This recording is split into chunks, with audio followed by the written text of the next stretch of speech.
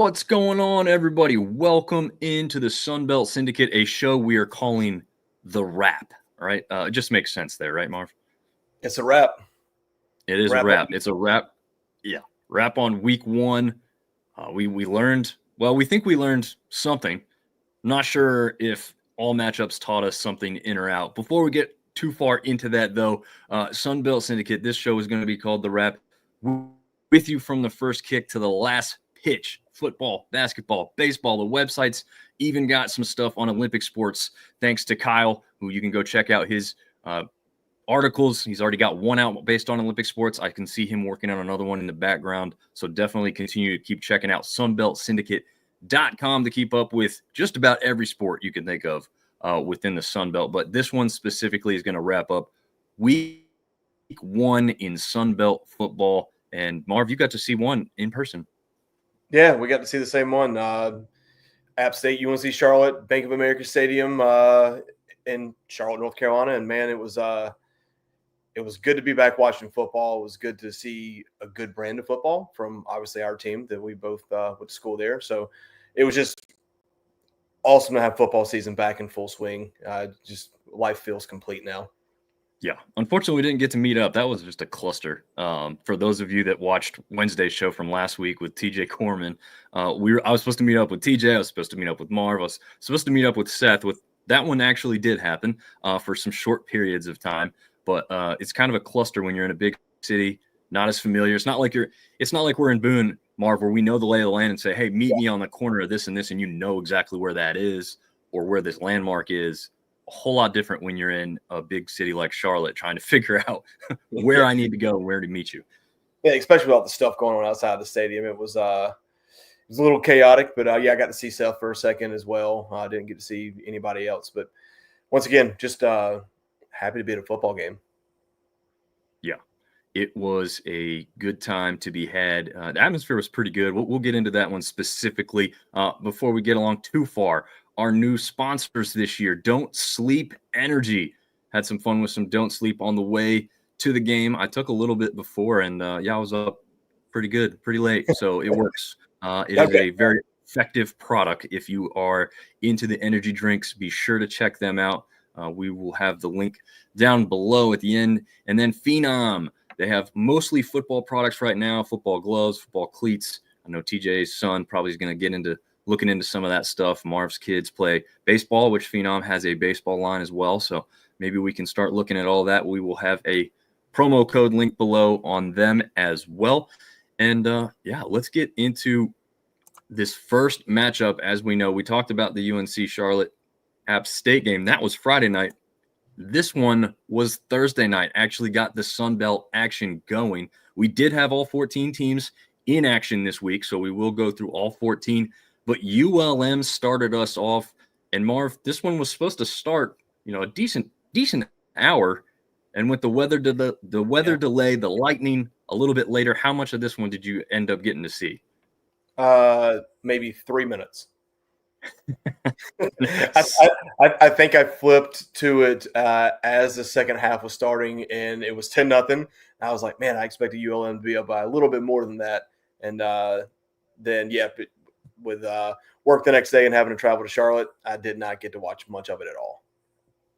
Yeah, I think that happened for a lot of us. I was kind of somewhat similar to your boat. I mean, I definitely watched more than 3 minutes, but I was planning on starting this one, at 7, I think, or 7:30, whenever that one kicked off. I can't remember exactly at this point now, but it was delayed at least an hour, if not closer to 2.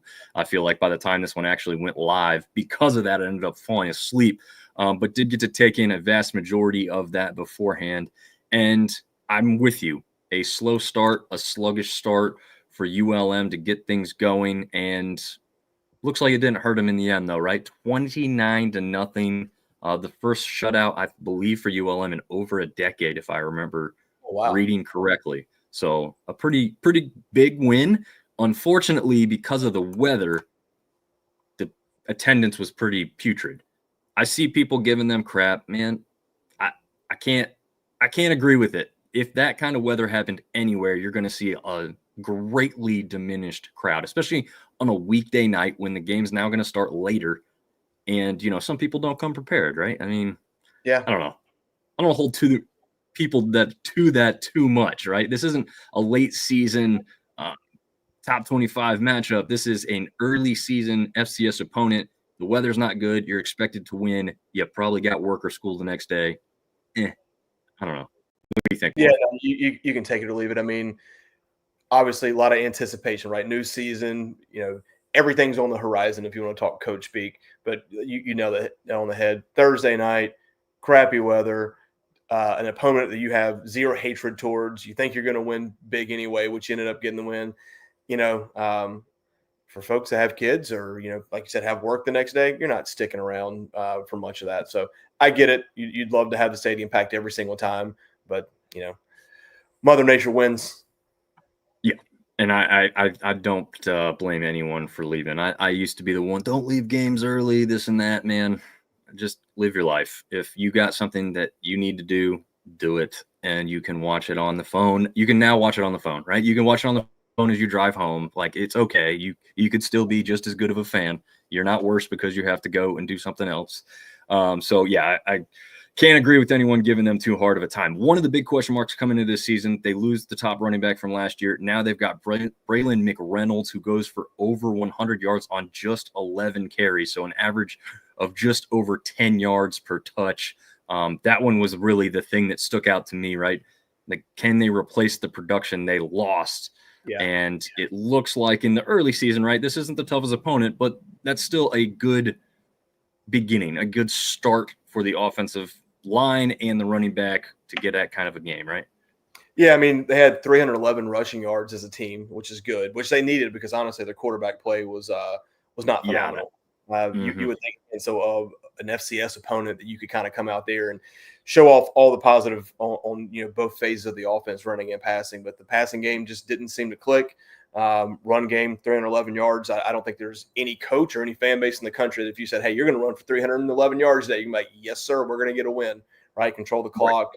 Means offensive line's clicking, but yeah, quarterback play's got to get better. And touching on the shutout, man, they held St. Francis to 131 total yards, which if you're going to run for 310 and you're going to hold the opposing offense to 130, you're probably going to have the result that you want. But I think going forward for ULM, they just need to see the quarterback and receivers get on a little bit better schedule with one another. And if you can run the ball, for half of that production and the pass game comes alive, they'll probably win a couple football games.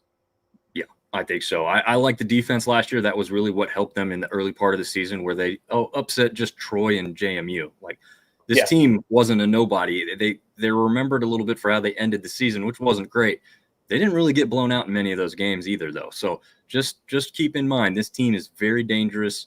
Brian Vincent has a lot on his shoulders as an interim AD and head coach right now. But ULM could be a threat. We've got Joe jumping in from Troy Boys saying, let's get it. He was a little down. I listened to the season preview from the Troy Boys, a little down on his boys, but they got the thing going and turned the tide a little bit in this first game, and we'll get to them here shortly. But we will touch now on the App State UNC Charlotte game, a game that was hosted within the city that the other school resides. But I agree with this number that I had seen thrown out, which was probably about 70-30 in the stands in favor of App State, right? Yeah, I mean the App side was completely full from top to bottom. The Charlotte side was a little sparse as you got more towards the top. It definitely felt like more of a home game for App than it did for Charlotte. But if you take into consideration how long each program's been around, they've only been playing football for a decade now. And obviously notoriously App State fans travel well, and Charlotte's the biggest alumni base for App State. So I don't know if it was quite as bad as 70-30 it could have been. I would probably say 60-40 would be more realistic. But App fans showed up and were loud. Yeah. The one thing that was extremely noticeable, this is just a thing to, you probably didn't see this on TV, and Marv, I know you're going to remember this part. At some point, they started kind of jumping back and forth between fans, alternating essentially between App and Charlotte fans. And at first, it was just kind of like, oh, okay. Well, at some point, they put this guy on who was, a little bit more animated, I guess, for Charlotte, and the App contingent started to boo him. And then when they switched from him to an App fan, they got loud and cheered for the App fan. It doesn't matter who it was kids, adults, it didn't matter, college kids. But every time they would go back to a Charlotte Charlotte person, it would get a loud boo. They jump back to an App person, a very loud cheer, which just made it extremely noticeable. Like Yeah. you said, whether it was 70-30 or 60-40, that was probably the biggest tell of the night when you just heard the vocal section of that portion of the game, right? Yeah, and I think at that point of the game, it was a little bit decided what the outcome True. was going to be. So that could have had a little bit to do with it as well. But like I said, a lot of App fans there. I thought UNC Charlotte had a fair amount of fans there also. It was a little bit lighter than the crowd when we played ECU there 3 or 4 years ago. But, once again, man, it was really good to watch App State play football again and see what I thought was a pretty decent product overall on the field. Yeah, immensely impressed in the end with what AJ Swan did.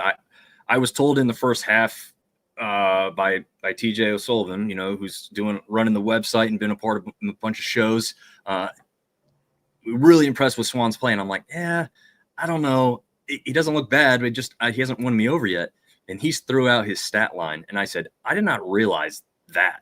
Right, Yeah. I didn't realize he was quite that good in the first half. And he was mistake-free, 0 interceptions, 3 touchdowns, goes for 368, right? 368 yards total on 31 of 46. I mean, just all around a great debut.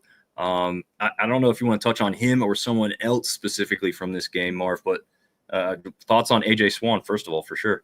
No, I kind of had a similar feeling as you. In the first quarter, it looked like he sailed a lot of passes. Like he just wasn't settling his feet and kind of was throwing everything high. And then you look at his stats at halftime, and you're like, holy crap, he's having a really good game. He should have had 4 touchdown passes. There was the big play in the first quarter where the receiver got a little lackadaisical with the football as he crossed the goal line and got it stripped from him. But, you read the stat line that you just read, and pretty freaking impressive. Almost 400 yards, should have had 4 touchdowns, no turnovers. He had a great game. I thought the offensive line gave him a ton of time. I think he only got sacked once, and then Dominion running the ball was really good as well. And we kind of touched on it before we started this. Like, we're still getting to know the rosters from every team, specifically even App State, which we're both fans of. You get 30 plus new players. It's really hard to kind of know who everyone is and what they can do. But they started off a little sluggish, but I think they got it rolling. Defense played lights out, in my opinion. Kept us in that game until the offense could get going. It was really good to see, no big chunk plays really for us. And special teams, besides a couple of kick returns that went backwards, the kicking game was pretty phenomenal as well. So I take that all with a grain of salt because I don't know how good this Charlotte team is. Like, what does a measuring stick look like? To be completely honest, from what I saw, I don't think they're that good. And I don't think you'll learn a lot about App next week with their opponent. But good start. Glad for Coach Loggins to get his first head coach win and see what they can build on after this. Yeah, as an App fan, like you said, a young program in UNC Charlotte, I'm just glad that we didn't lose. I had no idea what to make of this game going in. Like you said, too much roster turnover to feel very confident. I was pretty sure we'd win. I did not know how much. Once we saw this game transpire, very impressed. I really liked what we saw. They didn't do anything overly flashy. In fact, some of the flashier stuff they did just ended up harming them, like the reverse on the kickoff, just kind of ugly and unnecessary. The guy beside me in the stands, I didn't end up getting his name, but I said that looked like something they called, and they said they were going to do it kind of no matter what, because it was just not there from the beginning. Like he should have never made it out of the end zone. He caught it like up above his head. Just, okay, call that play off. Take the knee, say, coach, it wasn't the right time. He's not going to be mad at you because he's going to realize you were 10 yards deep almost 10 yards deep in the end zone, catching this thing over your head and then trying to make something out of nothing. But yeah, I think, like you said, these are little mistakes. They got a whole nother week where they might have a similar outcome, maybe even better than this, to get into really. Well, actually, they'll get into conference play in week 3 against Southern Miss, so that it's really important that they, get another good game under their belts before that happens. Weeks 3, 4, and 5 are daunting. I mean, on the road to Southern Miss, on the road to Boise, even though Boise got handled pretty easily, and then Oregon State at home. Like, that's you're going to know exactly what you have in that 3-week stretch. And we won't touch too much on this, but Ben does bring up a question that we've seen a lot as App people and just, people in general. Thoughts on former App State quarterback Joey Aguilar for Tennessee. I will outright admit I did not watch much of that game. I love to see Joey do well. I really like Joey. I was one who thought he should have been the starter going into his junior year at App State. That's how much I had thought of him through film that I had seen. Ended up playing well for us that year, very well for us. Last year felt like he forced some stuff. Look, I thought behind an SEC line with SEC weapons to throw to and an SEC running back to help the game out, he'll be just fine. Is he going to be phenomenal? I don't know, but I'd lean more towards yes after this first outing. But I mean, here's what I'll say. Maybe take, a few bucks chance on a Heisman thing. Just throw it in there, see what happens. It's early. Arch didn't look good in his first outing, so I don't know. Marv, just thoughts on Joey before we move on here? Big fan of Joey. Obviously, because of the NIL thing, we knew we couldn't keep him, right? Like, it was lucky that we kept him after his first season, but would have been cool to see what he could have done with Coach Loggins, who is a quarterback coach, to help him out. But like you said, you give him a whole bunch of fancy, shiny SEC playmakers and toys to play with, and he looked like Joey Aguilar. He's like you said, he's going to do some things that make you scratch your head. He's a gunslinger, but with the guys that he has there, he can take those chances, and I think he's going to do really well for Tennessee. Wish him nothing but the best. I mean, you're talking about a kid that came non-recruited from JUCO, comes to App, isn't even slated to be the starter, and now he's starting for one of the better teams in the SEC. So I wish him nothing but the best, and I got to watch a little bit of the game, and he looked good. He looked like Joey. Yeah. I mean, I that one deep bomb was like, yep, I know he could. We've seen him make that play, so that wasn't surprising. So, yeah. Anyway, best of luck to Joey moving forward. Not a Tennessee fan at all, but I definitely have a soft spot in my heart for Joey Aguilar and who he is and what he did for App State while he was here. All right. Another big-time program, but this one headed on the road to Hattiesburg. Mississippi State came into town. This was kind of an upset special for me going into the weekend. I thought, Mississippi State hasn't been great. Southern Miss. They were 10 last year. Right. So I'm thinking, okay, rosters can flip. It is the SEC. It's not like it's an easy schedule. So 2-10, they're probably better than what that record looks like if they play in most other conferences. However, they're going on the road here with a fan base and a team that has a ton of excitement because they've completely flipped their roster. They only won one game last year, but you knew they were going to, very likely to win a lot more than that this year, I guess I should say, because technically they haven't won one yet. This one was close early, though. I liked what I saw early. It was a really quick strike by Mississippi State to get the scoring going, which wasn't great, but it felt like, and I don't know if that was the text thread with you or it was just Seth, but I said it felt like one of those App State games early in the year.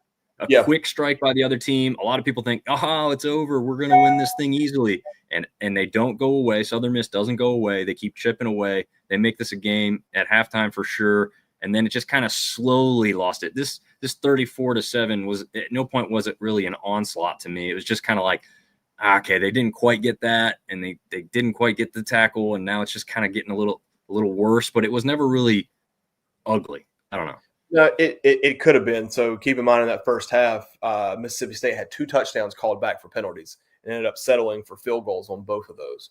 So it could have been a little bit worse, but Southern Miss is going to be really good in the Sun Belt this year, in my opinion. Coach Huff brings a lot of guys with him. Braylon Braxton looked really good, in my opinion. Just looking at stats, 26 for 39 for right at 200 yards, 2 touchdowns, and interception, ran for another 58 yards. But, yeah, I mean, you go into halftime down 13-10, and then Mississippi State, just like you said, slowly, methodically rattles off 3 consecutive touchdowns in the third quarter, and they could just never really kind of get back out of that. But it could have been worse in the first half. There were 2 touchdowns that were called back. They had to settle for field goals on.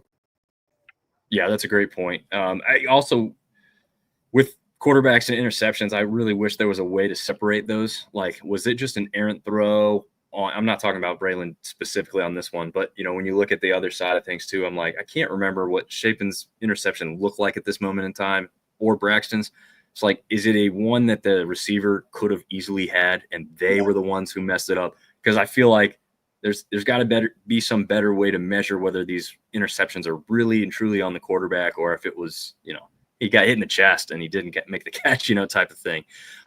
That's just a little side note. But yeah, I'm like you. I was impressed with it overall from certain players' standpoint. I thought the defense for Southern Miss would actually be a little bit better. I was kind of, they were making tackles for the most part, but the problem was sometimes they were making them 10, 12, 15 yards downfield because there was nobody near the guy when he got the ball. Now, once the form tackle was an element of the game, there wasn't really an issue there. I don't remember Southern Miss really missing a lot of tackles or anything like that, but there was just too many times where there was a miscommunication or something happening on the defensive side where one of the wideouts was completely wide open on a, a route that wasn't even a deep shot or something like that. And, when you give that much time and space to an SEC opponent, I don't care whether they were 2-10 or 12-2, they're going to make the most of it against you. So just a little bit too many mistakes, I guess you could say, there for USM, which also isn't shocking, right? No, I mean, listen, you talked about, was this what you expected? Did I expect them to win? No. Did I think that they could? Could this have been the upset alert of the week? Yeah, it could have been, but they hung tough for a little while. Once again, it could have been a little bit worse, but I mean, that's a respectable score in my opinion. And yeah, like I said, new coaching staff. So many, I think, what is it, 50 something new players in Hattiesburg? So. Yeah, I mean, you give them a couple more weeks, and I think they're going to be a really, really good football team. I mean, if you just wanted my dark horse for someone to be in a championship game after seeing week one, I would say that right now Southern Miss looks like they could represent in the championship game. So we'll see how it works out for them, but not a bad start. I thought Braylon played pretty well. Yeah, and to your point, Ed says one of the stats that may have gone overlooked was sacks. Braylon was not sacked at all. This says a lot for pass blocking and also says something for Braylon being able to get out of the pocket. He was also the leading rusher on the day with 58 total yards. So some of those times when he could have been sacked, he's also just getting out of there because he's elusive enough to do so. Yeah, he's shifty. He's a true dual threat quarterback. Yeah, absolutely is. This one got ugly pretty quick, and it's really not shocking, right? I think I've seen some type of it's not a stat, but some type of statement by someone that alluded to the fact Georgia's roster is roughly somewhere between like 30 and $40 million worth of players and talent on their team. So if you're going to tell me that a first-year head coach with a roster that, just like Southern Miss, but on the opposite end of the spectrum, like had to go in and replace a lot of guys, is going to come in and compete with an SEC team that's expected to be in the college football playoff, be one of the last 3-4, standing teams within this thing. I'm not totally shocked that this loss occurred. You just want to see it be a little bit closer. I mean, you want to see Marshall score 20 points and Georgia only score, 38 or something, but not shocking, right, Marv? No, and I think Marshall's touchdown was, if I'm not mistaken, was kind of late in the game, trash time touchdown. Listen, you knew that Marshall was probably going to be in a bad spot to start the season. So it's 80 new players. I mean, that's little. There's 85 scholarships. You pretty much have a brand new team, brand new coach. This is exactly what I expected. I actually expected it to be a little bit worse, if I'm just being honest. Georgia's a semi-pro football team going up against a rebuilt roster. So hopefully they get it together. Marshall does, but they had to know they were walking into a juggernaut. Yeah, I mean, this was going to be tough. I mean, you have two Doak Walker early season candidates on Marshall's roster in the backfield. So those are two transfers who came in. These aren't guys that were there last season. But, I mean, there you go. The top rusher for the day, Williams Thomas, had 24 yards for the Marshall Thunder and Herd. So that's tough to see. But it makes sense. Georgia is loaded. It is completely loaded. This is not a microcosm of what Marshall's season will be, in my opinion. This is a team somewhat similar to Southern Miss. I think with a first-year head coach at any level, you have to temper some expectations a little bit more than you would for like Coach Huff at Southern Miss now. But I still think this is a coach and the coaching staff and the players that they brought in that will build and get better throughout the rest of this season. Yeah, you would hope so. Like I said, and I think this is going to be a theme throughout the year, right? Like in the new era of college football, when you have so much roster turnover, whether it's players or coaches, and there's not that consistency, and you're always having to learn new people on the line, learn new people on the outside. Offenses are going to be probably a little bit behind defenses, in my opinion, and they just didn't have a great day. I mean, they used 3 quarterbacks in the game, just trying to figure out something and get something going, but put up right at 200 yards. And once again, Georgia's a phenomenal football team. So this is exactly what I expected. Like I said, I thought it could have been worse. I think Georgia probably pulled off a little bit there at the end, but hopefully they get it together, start to gel. Plenty of stuff to fix, right? So they always say the biggest improvement comes in between week 1 and week 2. Let's see what they do next week. Yep, very I'll try to true. look real quick and see who Marshall has next week. I'll report back on that in a I second. want to say Missouri State, it looks it's Missouri. Yeah. A Missouri State. FBS newcomer, Missouri State. So that one could go Marshall's way in a score like this. Maybe not quite this bad, but it's possible. I mean, if they got a little anger to take out and a little bit of build back that they want to show people that they're not a bad team, they could lay it on Missouri State. We'll see. Here you go. You got your chance. Yeah, there you go. It sets up for you pretty well.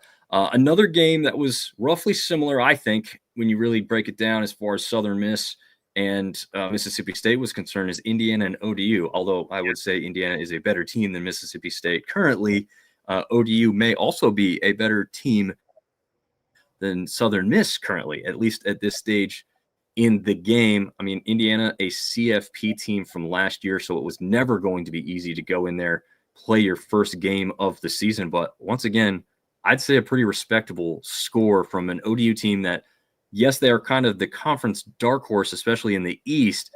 Yeah. But they're not a conference favorite by most people. And so to keep a 2-score game with a team that was in the CFP last year, I don't think it's a bad thing. Hey, keep in mind that 7 of those points from Indiana came on a punt return. So defensively, they only gave up 20 points. And last year, Old Dominion was just that scrappy team. Their defense kept them in a whole bunch of games, and then they rode the big play. And I mean, Colton Joseph had 2 long rushing touchdowns. I think he took the opening snap for Old Dominion 75 yards for a touchdown, and then got one late in the fourth quarter. But he did throw 3 picks. So when you're in a tight game on the road, throwing the ball to the other team 3 times isn't going to help you, but I think this is exactly what I expected from Old Dominion. Scrappy defense, an offense that maybe sputters at time, but they always have that big play potential. And Colton Joseph, I'm really surprised that he's still at Old Dominion. Dude's fast, right? Like he's a burner. He's a running back at quarterback that also can throw the ball really well. So he's always one snap away from taking it to the house. But to only give up 20 points to a nationally ranked Indiana team, I think that bodes well for them. That this could have been an upset alert, in my opinion. Just needed you can't turn the ball over 3 times. You can't do it. No, you just can't do that. And that was kind of our question mark, I feel like, last year was, where does Joseph's game progress, right? He's a runner. He's elusive. He's fast. Just like you said, those are all great intangibles for a dual threat quarterback. We need to see more of the dual threat. We need to see the passing come along. And part of that's not on him too, in regards to, he's got quite a few new receivers to work with. So the chemistry, the build isn't quite there at the first game of the season. Again, that's why this score is not bad to look at. I thought this could have been worse, but I was also kind of like you, thinking there is definitely an outside chance of an upset here if ODU plays kind of like they did against South Carolina last season. Yeah. But they had a little bit better quarterback play, which I thought they could get from Joseph. But again, there's going to be some time needed with this new receiving core to really get to work and do that. I mean, Joseph was he went 179 yards on the ground, which was almost, I think it was more than double of no, it wasn't quite. It was just less than double what he threw through the air for.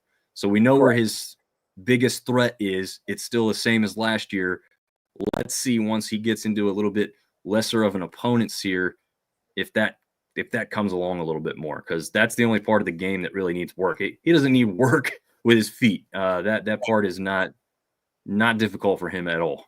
No, if he can start beating teams with his arm, if he can make safeties back up and respect his arm, that's just going to open up everything for their offense. Because right now, if you've got you got a really good spy and you can contain him inside of the pocket, you can force him to throw 3 interceptions. But once again, when he breaks loose, he had a 75-yard touchdown and a 78-yard touchdown. I mean, when he gets outside of the pocket, he's as elusive as you're going to get in the conference, maybe in all of college football. But he's got to get better with his arm. He's got to make defenses respect his arm and back up a little bit, and that'll open everything else up for him. But I think that defense is still really good.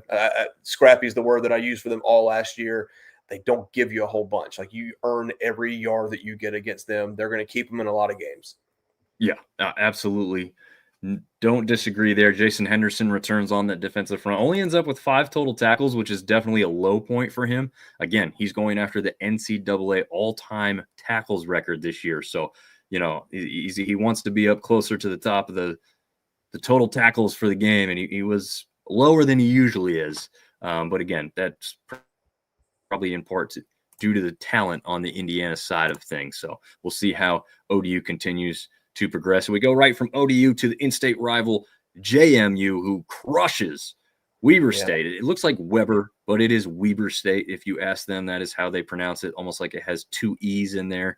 But JMU did not struggle with an FCS opponent coming in to Harrisonburg. I think, to me, the biggest surprise out of this was definitely not the score. I didn't think, I thought this was pretty much exactly where you'd want it to be or expect it to be. But Alonzo Barnett III got the start in Harrisonburg. A lot of people question whether he was going to be ready or not for the start of the season. Not only that, they look so good early that Sluka then comes in, and they pretty much both play half a game. So I don't know what your thoughts are on this one, but I think I shared mine because this was exactly what we wanted to see and expected to see, right? Yeah, I think JMU is still good. I mean, obviously, return your starting quarterback and running back. They both had big games. I think they're maybe the favorite in the East, after week 1, just looking at their performance. And then, you got a pretty good backup quarterback as well. JMU's just they're a good football team. They're going to be tough to handle. Yeah, absolutely. Yeah, Petaway 1 yard away from the century mark. It's like, come on, guys. Like, put him back in there late just for one more yard. Give him one more. Yeah, just a stat correction, one more. That's all he needed. I think he had 2 touchdowns on 99 yards, though, if I'm not mistaken. Petaway had 0 touchdowns. Okay, all right. My notes are out of order here. Both of the quarterbacks each had 1. Wayne Knight had 1, and J.C. Evans had 1. So they had 4 total touchdowns on the day, but they spread it around a little bit. So there you go. Speaking of spreading it around, the Virginia Cavaliers unfortunately did that all night against the Coastal Carolina Chanticleers. This one really never in doubt. Even early on, wasn't all that close for all that long, and it ends 48-7, kind of the opposite of the JMU game we just spoke about here. I don't know. I did not have Coastal coming out with a great record in my preseason prediction just because of how the schedule laid out, and I wasn't really won over. MJ Morris is now on his 3rd team in 3 years. He was at NC State, then he was at Maryland, now he's in Coastal. Sometimes that stuff works out, but I would say for the most part, 3 teams in 3 years isn't something I'd want to see at the starting quarterback position, right? No, it's not. And listen, I mean, if you look at his stats, he's 20 for 36 for 163, no touchdowns, 1 pick. His average completion was 4.5 yards, which means they're just dinking and dunking it. But they didn't have a running game. UVA, like you said, just kind of did whatever they wanted whenever they wanted to do it. I think they rolled up almost 500 yards of total offense, 467. So, I didn't know what to think of Coastal coming in, but early impression, because I don't think anyone looks at Virginia as like a juggernaut, right? I think if you were to ask me right now, they're going to be a middle of the pack ACC team. You would expect Coastal to give them a better game than what they gave them, but didn't look good. No, did not look good. Our resident basketball expert, Zach Capps, who actually is writing some football stuff for us too on SunbeltSyndicate.com. So check out his work there. He just did the Southern Miss article this weekend. He thinks they completely beat themselves. Mistake after mistake. Get right game this weekend against an FCS team. Have to look dominant or it doesn't look good for Beck. That is a sentiment that I've heard from multiple Coastal Carolina fans already. So, Yeah. yeah, it's time to kind of put up or show up in the Beck era from what I hear from those closer to the program. I'm not talking about the higher ups. I'm just talking about fans that I've been paying attention longer and more closely than I have. But yeah, I don't necessarily disagree, but this is also such a new age of college football. It's hard to say like 3 years is certainly enough time to, you know, do anything phenomenal necessarily, unless you You already used to had get a roster and talent. you used to get 3 years when it was like, hey, let him bring his guys in, let him develop Yep. them. Well, development doesn't exist anymore. It's like just bring in the next ready guy. Um, they were 1 for 14 on third down. That says everything that you need to know. They could not sustain drives. Yeah, maybe a get right game is exactly what they need. But like you said, if they come out and look pedestrian against an FCS team, you might hear some boos. That seat might get a little warmer. Yeah, I'm thinking the same thing there. And I'll take back a little bit of my statement. I said this one was never close. It was only 7-0 at the end of the first quarter. However, Yeah, that quickly changed to 28-0 at the half.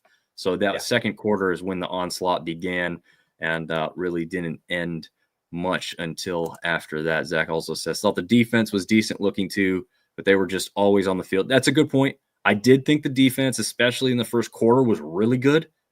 Just didn't give Virginia too much. But you're right, Zach. They didn't get any rest because the offense couldn't sustain anything to stay on the field, and that's always going to be a detriment. Marv, we saw that with App State a lot last year as well with the defense. You know, probably statistically being worse than they should have been because the offense didn't help them out enough. So we'll see if that continues with Coastal Carolina. Going to go back to Ben James' comment here. Big time Arkansas State fan finally getting to their game against SEMO, that's Southeast Missouri. Ben saying Jalen Rayner was unbelievable, and I think he only got sacked twice, got hit a couple times, he spun out of it, and then completes the pass. He is just insane, and we did kind of know that going in, right? Also, you know, just local North Carolina guy, so shouting out our own home state here for Marv and I. But yeah, this is one that went drastically different from their game against FCS opponent Central Arkansas last year, in which they had a touchdown within the last second or two of the game To win. Yeah. that should not have been, right? They literally officially reviewed it by, you know, league or NCAA officials and said that the call was incorrect. But guess what?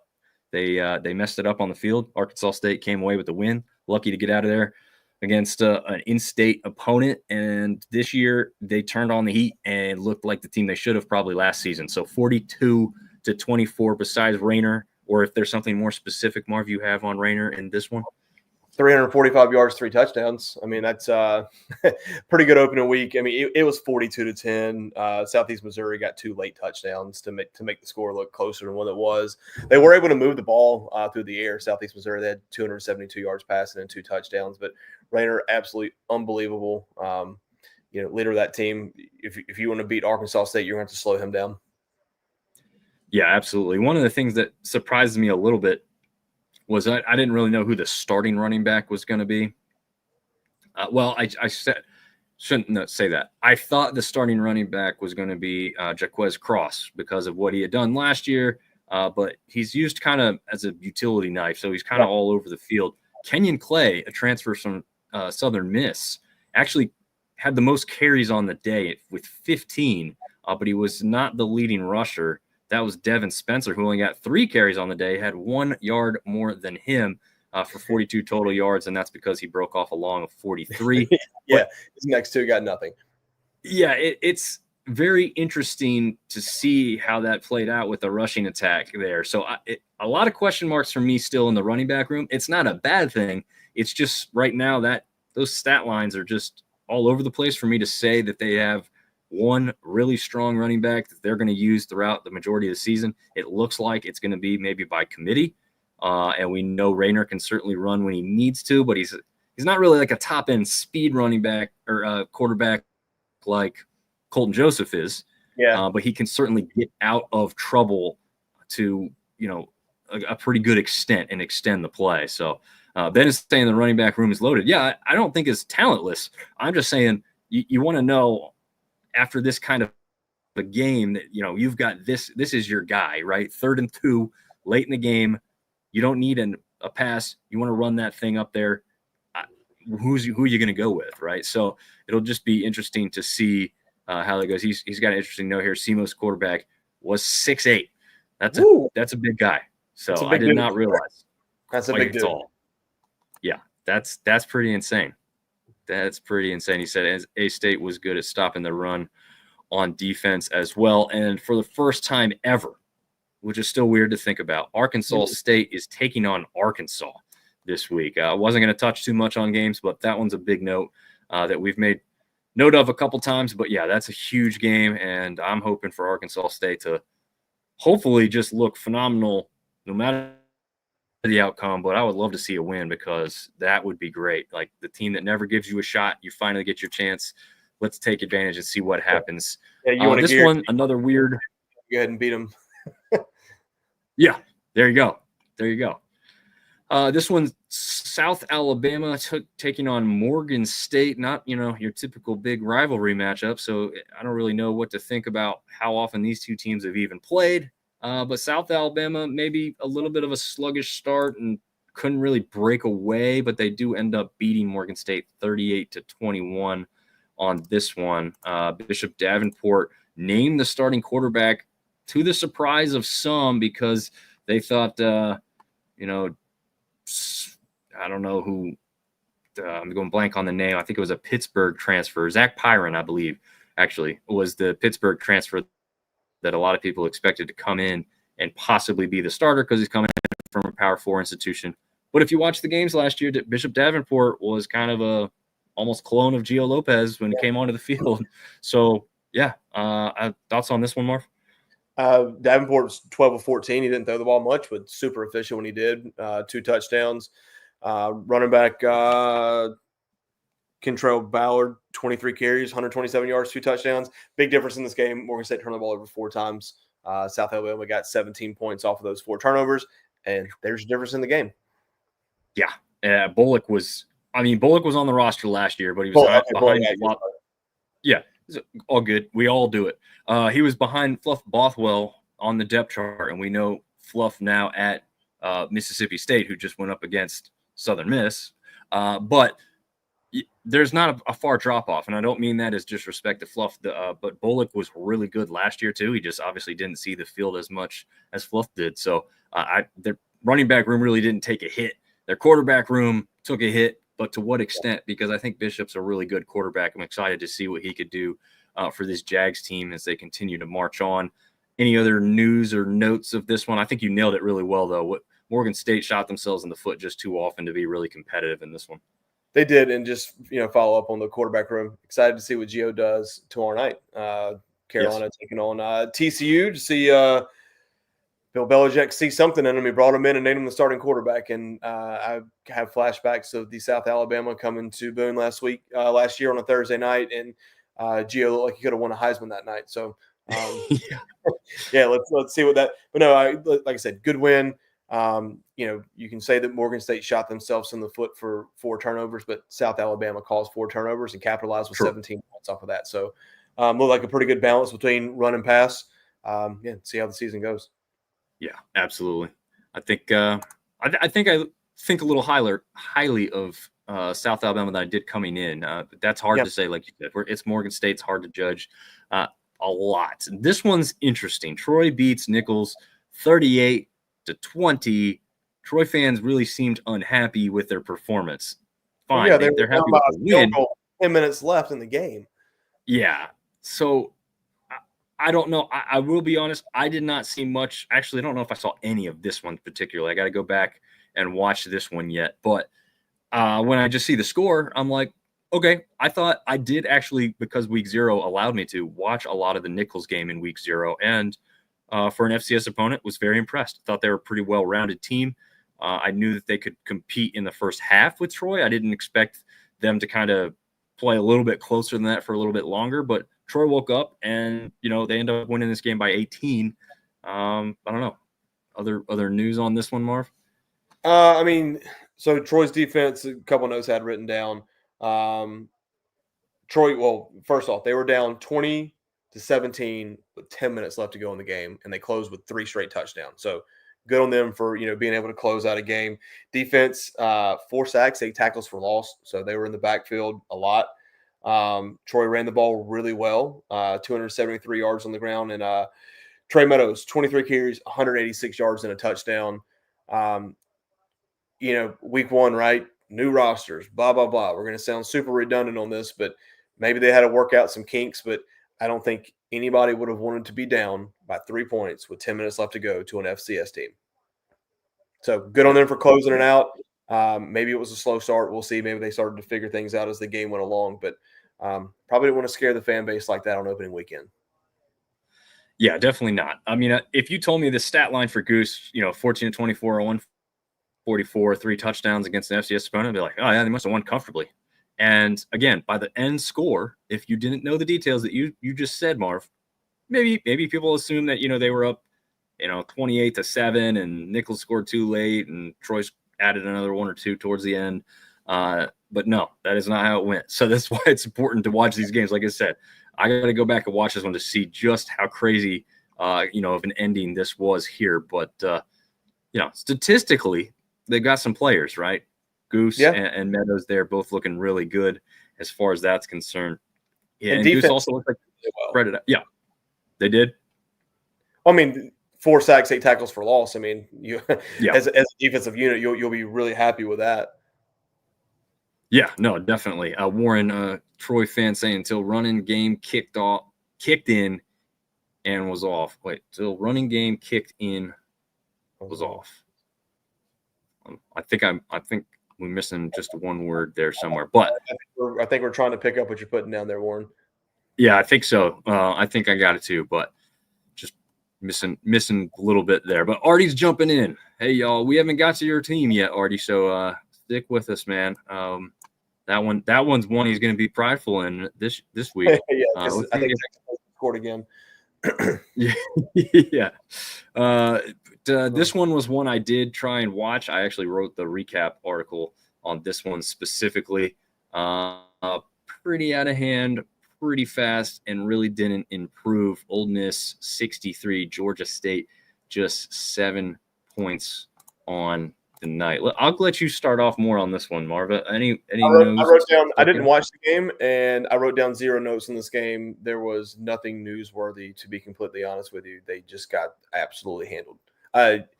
That's what you would expect if Ole Miss played an FCS team, not an FBS team. Yeah.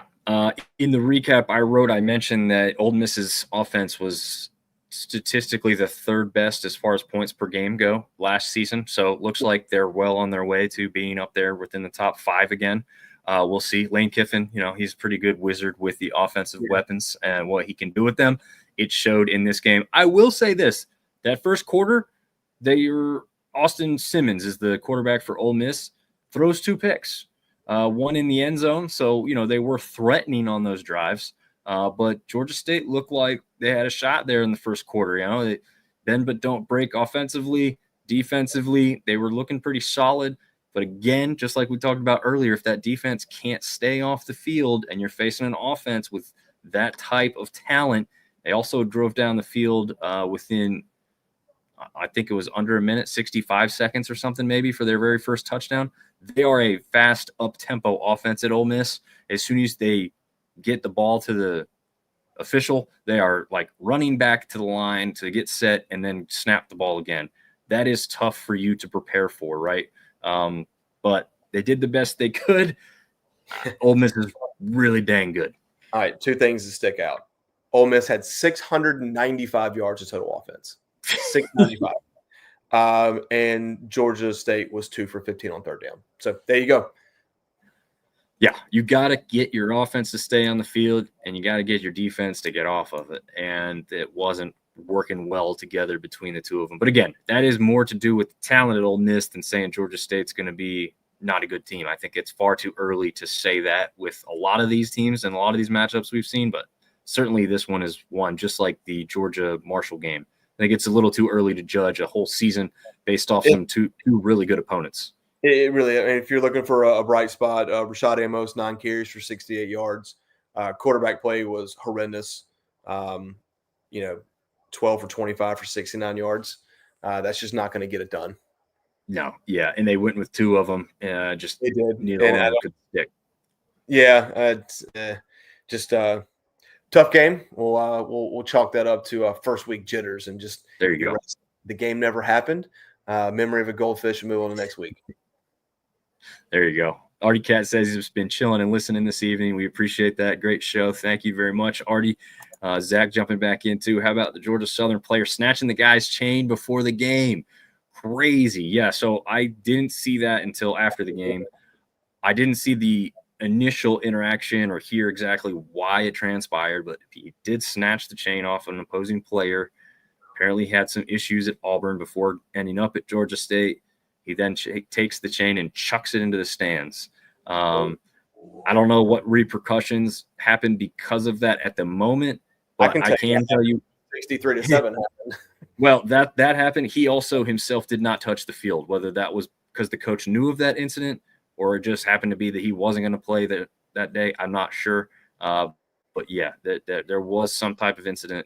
We may hear something more come out of that. I really don't know. It didn't seem to be a physical confrontation, you know. I don't know how not. If you get a chain snatched, I would assume that's fist, but apparently not. Maybe the guy was smart enough to know if I hit you, I'm out. So I'll just, I'll let other guys deal with it. But it did happen. Definitely video evidence of him chucking it as far as he can towards the stands or into the stands, as some people reported. Artie Cat says that Georgia State blue safety work of reflective pant stripe are hideous. Yeah, I'm not sure what the thought process is there. I like the top, but the pants, I can agree with you. I'm not sure the design aspect of that. Just go all blue. You're fine. Or like a white pinstripe down the side. Yeah, there you go. The Herd Dispatch. I'm ready to get to the Marshall blowout. Well, we've blown past the blowout of Marshall with the Thundering Herd and the Bulldogs matching up there. Zach Bryant the same night made up for it though. Insane concert. Yeah, I think that would, and probably a better show to be at in that regard. Artie says that's why I wear numerous chains like Mr. T. That's awesome. I want a picture of that. We gotta get a picture of Artie and then put Mr. T's chains on them. Mr. Chains. That's funny. Let me see if I can get back up to this comment from Ben as we get to this one. Yes, here we go. I'd say the Sun Belt's most noticeable loss was Louisiana losing to Rice, and I 100% agree with this. Before the season, you're looking at a possible college. I literally had written down worst loss of the week. Yes, without a doubt. The college football playoff hopeful, the West favorite Cajuns, a newly renovated stadium, a lot of excitement coming in with Walker Howard now, kind of the local guy coming to save the day at the quarterback position. And they had a chance late to tie this up with a 2-point conversion that was failed. They then got the ball back another time with about a minute or so left, 4th and 10, and the pass was really just nowhere near anyone. So a really, really disappointing loss to start the season at home for the Cajuns. Not only did I think the Cajuns would win, I thought they'd cover the spread. I thought this one could get ugly. I didn't think Rice was a very good football team. I don't know. What do you got on this one, Marv? I agree with everything that you said. Favored by 9.5. Quarterback play was terrible. 10 for 28 for 88 yards and an interception. Only had 239 yards of total offense and lost the time of possession 23 minutes to 37 minutes. Defense clearly did enough to keep them in the game, but the offense was not what I thought anyone thought it was going to be. It was just bad. Yeah, I don't know how, you look at the stat line for the Rice quarterback, this kid named Chase Jenkins. Did you see this stat line? 7 for 9 for just 45 yards passing, and you lost the game to him. They ran the ball bad as 3 times.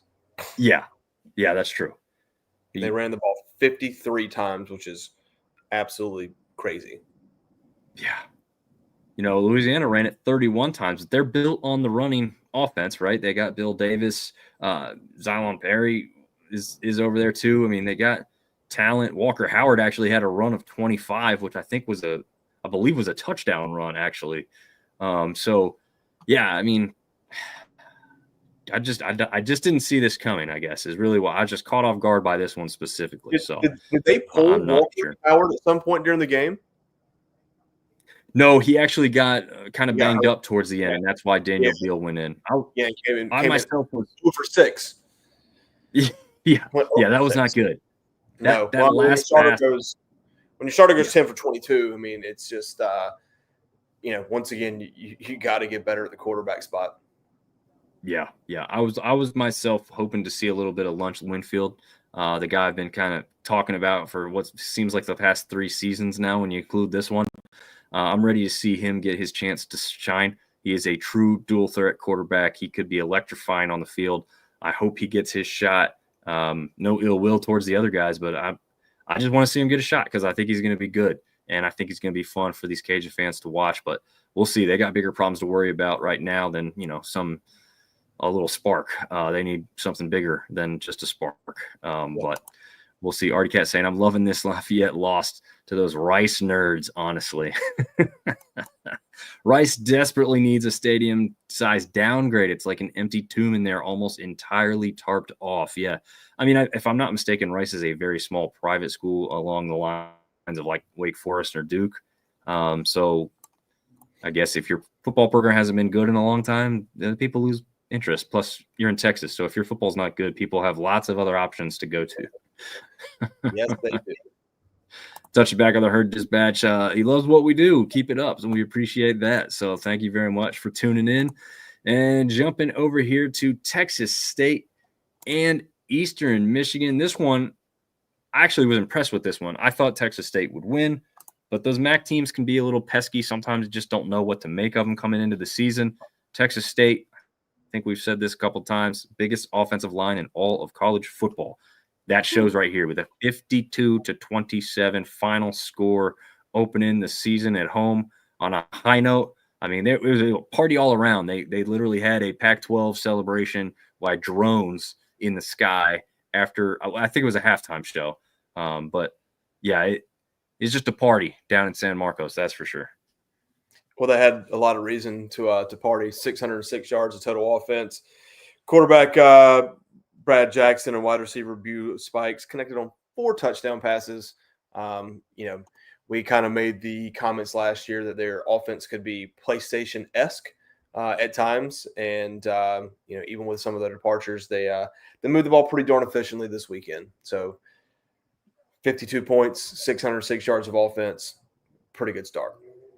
Yeah, just very consistent across the boards. Their scores by quarter were 14-10, 14-14. When you get that kind of consistency, you're more likely to end up in the win column every time. Just an interesting note, former Coastal Carolina quarterback Noah Kim, now the leader of the band there in Eastern Michigan, went 23 of 34 for 248 and a touchdown for Eastern Michigan, or EMU there. So just interesting to see that he goes up against a former conference opponent. I don't believe while he was on Coastal's roster they played Texas State because he was only there for the year.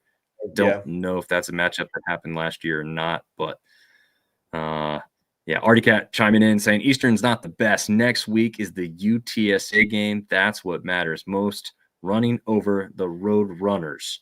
And that one definitely a big-time rivalry down there in the state of Texas. Did you say you did look that up, Marv, whether they played before? No, I didn't look it up. Sorry. Okay. Gotcha. No problem. I thought maybe you said you were going to look it up or something. We'll move on to our last matchup, our late night game. If you like to stay up really late at night, you could do it again this weekend because Georgia Southern not only played Fresno State this past week, they'll play USC this coming week, and they are staying in California. Do they even come home, or they just stay out there? No, we confirmed with Gata Talk last week on the live show on Wednesday that they will be staying in California, which I think is a smart move, especially after this game, which honestly, even people that dislike Georgia Southern, I don't think anyone saw this coming. Fresno State had kind of a struggle last week. I think a lot of people thought Georgia Southern could win this one even rather easily. This game was close in the first half. I think we had they were up at half. Yeah, up 14-13 at the half. So a very close game, back and forth type of affair. And then I don't know what happened. It just completely fell apart, and Fresno State literally started running all over them. Yeah. So this kid named Bryson Donaldson, 167 yards, only one touchdown.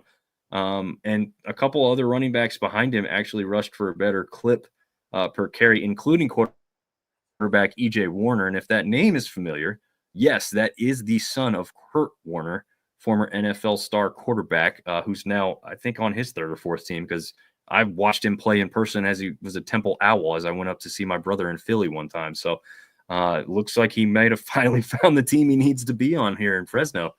But yeah, I mean, yeah, we're not fans of Georgia Southern here, Marv, as app guys, but I did not see this coming. I really expected a better performance. No, I think I checked the score as I was going to bed, and it was 14-13, and I was like, oh man, they're going to be in for a dogfight, right? They're out west. Fresno State turned the ball over 3 times and still just rolled up unanswered point after unanswered point. In the second half, Georgia Southern gave it 427 total yards. They got completely dominated time of possession, 22 minutes to 38 minutes. But you didn't watch any of the game, to be completely transparent. But you look at the halftime score, you think they're going to be in a football game. You wake up the next morning, it's like, what the heck happened in that second half? And yeah, no easier game next week as Clay Helton tries to go get revenge on his old team. And I don't think they're going to want to go back to the West Coast anytime soon after these first 2 weeks of the season. No, and if you're listening to Artie's comment here, number one rule in Fresno is always stay strapped. So not necessarily a great place to be from the sounds of it. But yeah, I was on the phone with TJ. We're working on website stuff, and I've got the game going on, and we're kind of talking when something happens and play wise. And every time I felt like every time I looked away from the screen as we were working on things, I said to TJ, Fresno just scored again. Fresno just scored again. Oh my God, Fresno just scored again. I just kept saying it. It was unreal. I couldn't believe it. And it just was easy for them. So hopefully Georgia Southern can get it together, because those are the kind of games, whether you like them, love them, or hate them, you want them to win those games, because this is those things that come into play when it comes into media rights deals, right? Which conference is the best in the group of 5? You got to keep beating teams like this so that you can say the Sun Belt is the leader of the pack. And right now, after a performance like that, it's going to be hard to sell, because guess what? Georgia Southern was a favorite to win the East coming into the season along with James Madison. So we'll see what happens, transpires there. I think that might about wrap it up. I do have one note for sure, though. I want to make this Dubai chocolate. It's been my wife loves that stuff everywhere. Okay.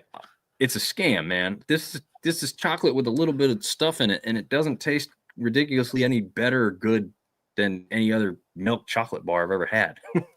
My wife fights you. She thinks it's delicious.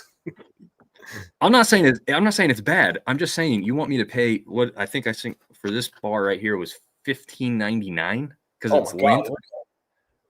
Well, but it doesn't matter. Even if it's not this top quality stuff, it's still like 12, 10, whatever dollars it is. You can get a Reese's, which is way better, for like $3 or $4 maybe at the high point. I mean, to me, this is just a scam of a product. Again, it's not bad, but it's just not amazing. I just don't know what the sell is. But yeah, I guess your wife hates me now. Yeah, my wife is fancy. She thinks she is, at least. Oh man, what is your thoughts? Have you had it? I don't think I have, to be completely honest with you. I heard that there was I've seen it at the house a couple of times, and I know that she says that she likes it. I try to stay away from chocolate because I'll eat all of it. So I don't think I've tasted it. That's a good point. I do the same thing. I think most people get that problem, right? But yeah, I won't have a problem with that one. I'll tell you what, I ain't paying that price for a candy bar again. That's for sure. Artie Cat saying Fresno State is one of the largest merchandise sellers in FBS football for jerseys and shirts, which is interesting. I would not have known. It has to do with the Bulldog, maybe? I'm not sure. Oh, he's got an opinion on the chocolate. Here we go. Yeah, a little pricey for the size, taste, etc. Go to local chocolate shop and they give samples to find something you like. Usually, yeah. I wish I could have really had a sample before I bought, this candy bar for this size. The wife gave full permission for me to try it at that price point, so I said, "Hey, well, why not?" And I thought it was going to be really good. But the good news is I won't have an expensive chocolate problem. There's the good news. So there you go. And then Neil says that's hard going over to the West Coast. Yeah, but the good news is, like I said, they're going to be staying over there, so they don't have to come back, and then go back. Because that I would favor USC and take the spread if that was the case, right? Like, there's just no way, no matter how good of a team you are, that doesn't just totally drain you. Yeah. And I don't really know how you get anything done. Like, what's the point? But Artie Cat saying the violent street gangs wear those colors and the name as well. Okay, interesting. Artie makes Fresno, California seem like a just vacation destination. Yeah. True crime Artie is what we're going to call him from now on. Cops, live PD or whatever. Maybe they had a show. Maybe they did some stuff from Fresno. Who knows? Unfortunately, I know live PD did do stuff in Lafayette, Louisiana. So there's also that. So, yeah. Anyways, before we get out of here, thank you very much for tuning in. Be sure to check out our game recaps on sunbeltsyndicate.com. Just about all of them are live now, I believe. And we will have some stuff coming up throughout the week. So keep tuning in, keep checking the website, and Marv and I will see you for the wrap-up of week 2. Thanks for tuning in. See ya.